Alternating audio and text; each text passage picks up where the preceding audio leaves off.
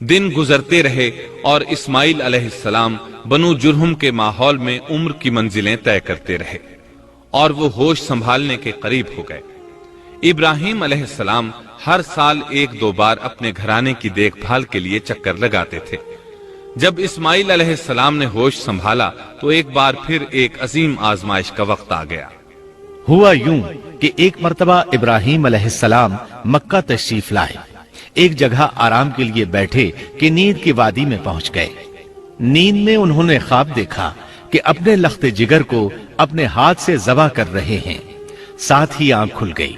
ابراہیم علیہ السلام جانتے تھے کہ انبیاء کرام کے خواب حقیقت ہوتے ہیں، اللہ کی طرف سے وحی ہوتے ہیں، اور شیطان کسی صورت ان کے خواب میں نہیں آ سکتا۔ لہٰذا انہوں نے اس خواب کے مطابق عمل کرنے کا پختہ ارادہ کر لیا، کسی قسم کی پریشانی کا شکار نہ ہوئے۔ اللہ رب العزت نے اس عظیم اور تعجب خیز واقعے کا قرآن مجید میں ذکر کرتے ہوئے فرمایا، اور ابراہیم نے کہا میں تو ہجرت کر کے اپنے پروردگار کی طرف جانے والا ہوں، وہ ضرور میری رہنمائی کرے گا۔ اے میرے رب، مجھے نیک بخت اولاد عطا فرما۔ تو ہم نے ایک بردبار بچے کی بشارت دی۔ پھر جب بچہ اتنی عمر کو پہنچا کہ اس کے ساتھ چلنے پھرنے لگا تو ابراہیم نے کہا میرے پیارے بیٹے، میں نے خواب دیکھا ہے کہ میں تجھے ذبح کر رہا ہوں، اب تو بتا تیری کیا رائے ہے؟ ابراہیم علیہ السلام نے اسماعیل علیہ السلام سے رائے لی۔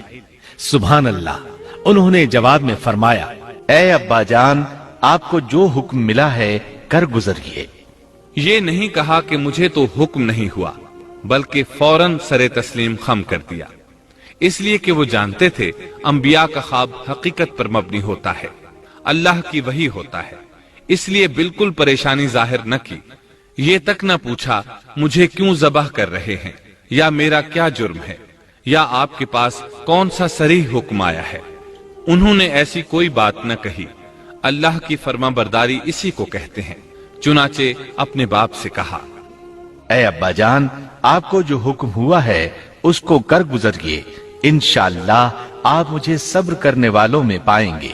باپ بیٹا دونوں ہی مصمم ارادے کے ساتھ اللہ کا حکم پورا کرنے کے لیے پیش ہو گئے۔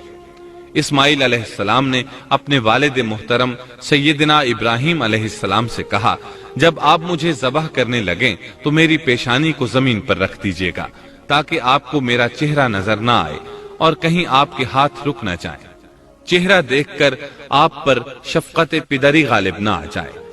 اب ابراہیم علیہ السلام نے بیٹے کی پیشانی پکڑ کر زمین پر لٹا دیا، جیسا کہ اللہ تعالیٰ نے فرمایا۔ جب دونوں مطیع ہو گئے اور ابراہیم نے اسے پیشانی کے بل لٹا دیا، اب انہوں نے چھری پکڑی اور گردن پر چلا دی، لیکن چھری نے گردن نہ کاٹی، بالکل اسی طرح جیسے آگ نے ابراہیم کو نہیں جلایا تھا، اس لیے کہ چھری میں کاٹنے کی طاقت اور آگ میں جلانے کی صلاحیت اللہ کے حکم کے بغیر نہیں آ سکتی۔ اللہ نے دونوں سے یہ طاقتیں سلب کر لی۔ اب ابراہیم زور لگا رہے ہیں، ادھر اسماعیل علیہ السلام کہہ رہے ہیں ابا جان جلدی کیجئے، چھری چلائیے۔ اللہ تعالیٰ نے اس واقعے کا ذکر یوں فرمایا ہے، جب وہ دونوں مطیع ہو گئے اور ابراہیم نے اسے پیشانی کے بل لٹا دیا۔ اس مطیع ہونے سے مراد اللہ کے حکم کو نافذ کرنا ہے۔ اب ظاہر ہے مطیع تو وہ پہلے بھی تھے، لیکن یہاں اسلما یعنی مطیع ہونے سے مراد کامل اسلام ہے، نہایت واضح اور حقیقی اسلام مراد ہے، اس لیے کہ کامل اسلام وہی ہوتا ہے جس میں بغیر کسی تردد اور توقف کے اللہ کے امر اور نہی کی تصدیق کی جائے، یہ تھا حقیقی اسلام۔ ہاں تو چھری چلتی رہی، گلا نہ کٹا، اس لیے کہ امتحان اور آزمائش کی تکمیل ہو چکی تھی۔ یہ بات ثابت ہو چکی تھی کہ اللہ کا حکم نافذ کرنے میں دونوں پوری طرح کوشاں ہیں۔ اللہ تعالیٰ بھی فرما برداری ہی کا صلہ عطا فرماتے ہیں۔ چنانچہ آواز آئی، ہم نے اسے پکارا اے ابراہیم، تو نے خواب کو سچ کر دکھایا، یقیناً ہم اسی طرح نیکوکاروں کو جزا دیا کرتے ہیں۔ یقیناً یہ ایک کھلی آزمائش تھی۔ تاریخ کا ایک عظیم ترین امتحان اور کڑی آزمائش دنیا کو آج بھی حیرت میں ڈال دیتی ہے۔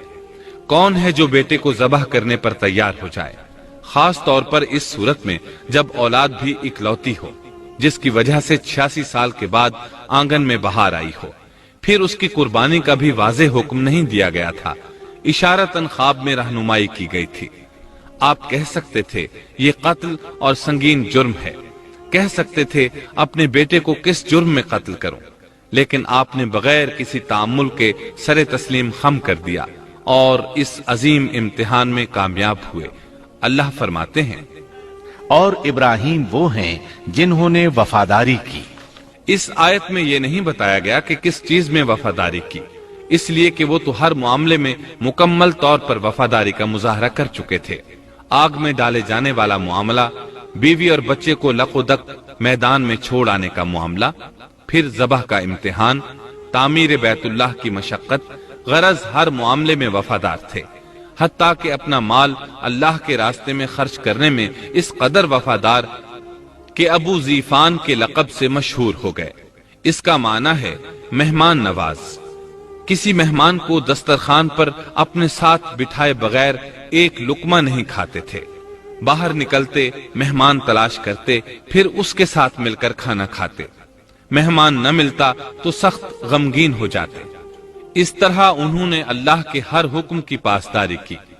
ज़बाह वाले इस इम्तिहान का अल्लाह ने उन्हें क्या सिला दिया? अल्लाह फरमाते हैं, हमने उसे अजीम ज़बीहे का बदला अता किया। हाँ, तो हम बता रहे थे, छुरी ने गला न काटा। ऐसे में इब्राहिम अलैहिस्सलाम ने एक आवाज सुनी। आवाज पीछे से आई थी। उन्होंने मुड़कर देखा, जिब्रील अलैहिस्सलाम नजर आए। वो आसमान से एक मेंढा लेकर आए थे। दुनिया के मेंढों में से नहीं, बल्कि जन्नत का मेंढा लाए थे। सैयदना अब्दुल्ला बिन अब्बास रज़ी अल्लाह अन्हुमा से रिवायत है कि वो मेंढा जन्नत में 40 साल तक चरता रहा। सफेद रंग, कुशादा आंखों, खूबसूरत सींगों वाला हसीनो जमील मेंढा था। बहरहाल ये इब्राहिम अलैहिस्सलाम की वफादारी का बदला था, जो इस्माइल अलैहिस्सलाम के फिदिये में दिया गया, और पूरी उम्मत मुस्लिमा के लिए हुक्म हो गया कि अल्लाह की रजा के लिए कुर्बानी और हदी पेश करते रहें। काबे के पास हरम इलाही में हर साल ये सुन्नत अदा की जाती है, और उनके साथ साथ पूरी जमीन के तमाम खित्तों पर बसने वाले मुसलमान भी इस अजीम फरमाबरदारी की अलामत के तौर पर कुर्बानियां पेश करते हैं।